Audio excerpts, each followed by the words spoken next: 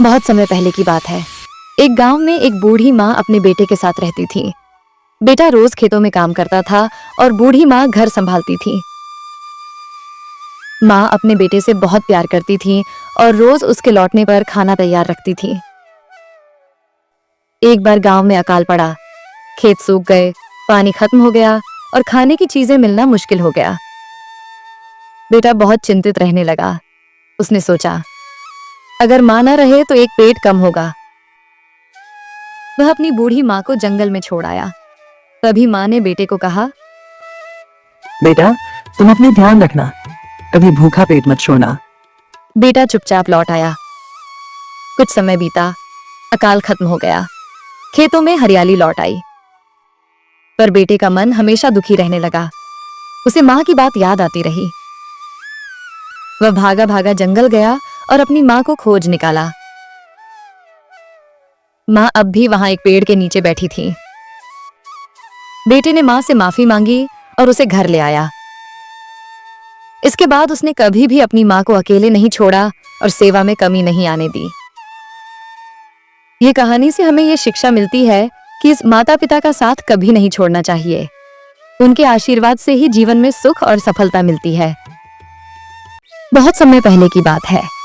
एक गांव में एक बूढ़ी माँ अपने 2 बेटों के साथ रहती थी, गोपाल और राघव। माँ ने गरीबी में भी अपने बच्चों को लोगों के घर में काम करके मेहनत से पाला, उन्हें शिक्षित किया और अच्छा इंसान बनाया।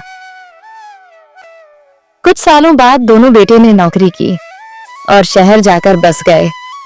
कुछ साल तक तो सब ठीक रहा। बेटे माँ को पैसे भेजते, त्योहारों पर भी आते। फिर धीरे धीरे सब कुछ बदलने लगा।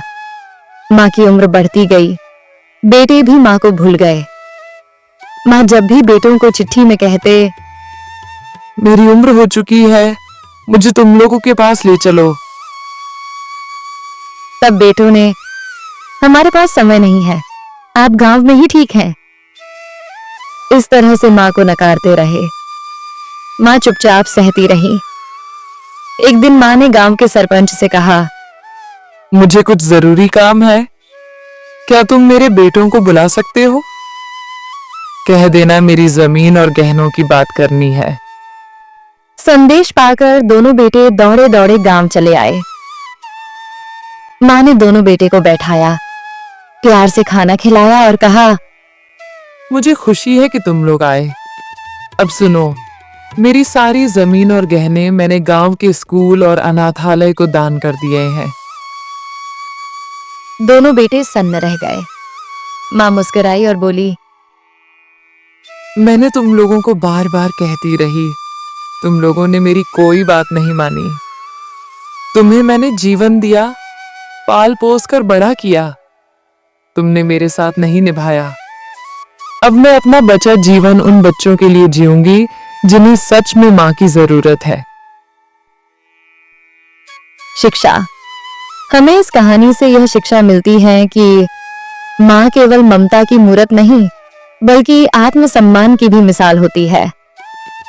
हमें उन्हें बोझ नहीं, वरदान समझना चाहिए।